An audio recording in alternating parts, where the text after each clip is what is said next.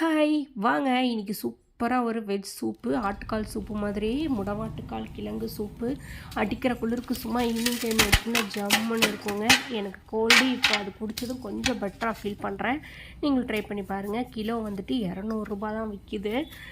முன்னெல்லாம் வந்துட்டு இது கிடைக்காது அவ்வளோ சீக்கிரத்தில், இப்போ எல்லா இடத்துலையுமே கிடைக்கிது. இதுக்கு வந்துட்டு தேவையான பொருள் 10 சின்ன வெங்காயம், 10 போல் பூண்டு, அப்புறம் இஞ்சி ஒரு அரை இன்ச் மாதிரி பூண்டு, அப்புறம் ஒரே ஒரு தக்காளி.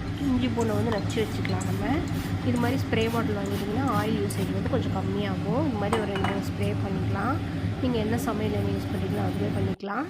கொஞ்சமாக ஒரு 1/2 ஸ்பூன் மாதிரி சீரகம் போட்டுக்கலாம். அதுக்கப்புறம் நச்சு வச்ச இஞ்சி பூண்டு எடுத்து போட்டுக்கலாங்க. அதுக்கப்புறம் இது லேசாக பச்சை ஸ்மெல் போனதுக்கப்புறம் நம்ம வந்துட்டு கட் பண்ணி வச்சுருக்க சின்ன வெங்காயம் போட்டுக்கலாம். சின்ன வெங்காயம் போட்டிங்கன்னா ரொம்பவே டேஸ்ட் என்ஹான்ஸ் பண்ணி கொடுப்போம். ஆட்டுக்கால் சூப் பிடிக்கிற மாதிரியே இருக்குங்க, பயங்கர டேஸ்ட்டாக இருக்கும். நான் இது கொஞ்சம் இந்துப்பு போட்டுக்கிறேன். நீங்கள் வீட்டில் யூஸ் பண்ணுற ஒயிட் சால்ட் யூஸ் பண்ணிக்கலாங்க. இது வதங்கினதுக்கப்புறம் கொஞ்சமாக தக்காளி ஆட் பண்ணிக்கலாம். நான் வந்து 2 பேருக்கு தான் ஒரு தக்காளி போடுறேன். நீங்கள் ஒரு 4-5 பேர்னால் ஒரு 2 தக்காளி போட்டுக்கலாம். வெங்காயமும் யூஸ் பண்ணிக்கலாம். நான்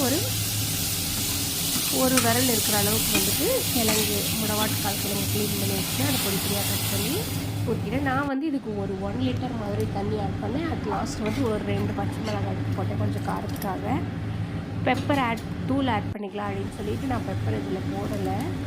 நல்லா வந்துட்டு ஒரு 4 விசில் வர வரைக்கும் வெயிட் பண்ணலாங்க. அதுக்கப்புறம் வந்துட்டு சூப் ரெடி ஆகிடுச்சு. இப்போ வந்து இதை ஃபில்டர் பண்ணி எடுத்துக்கலாங்க. ஃபில்டர் பண்ணி எடுத்து அந்த கிழங்கு அந்த தக்காளிலாம் வேஸ்ட் பண்ணாமல் அரைச்சி இதுலேயே வந்து நம்ம ஆட் பண்ணிக்கலாங்க. ஆட் பண்ணிட்டோன்னா அதோட மொத்த சத்து நமக்கு கிடைக்கும். ரொம்பவே ஹெல்தி கூட.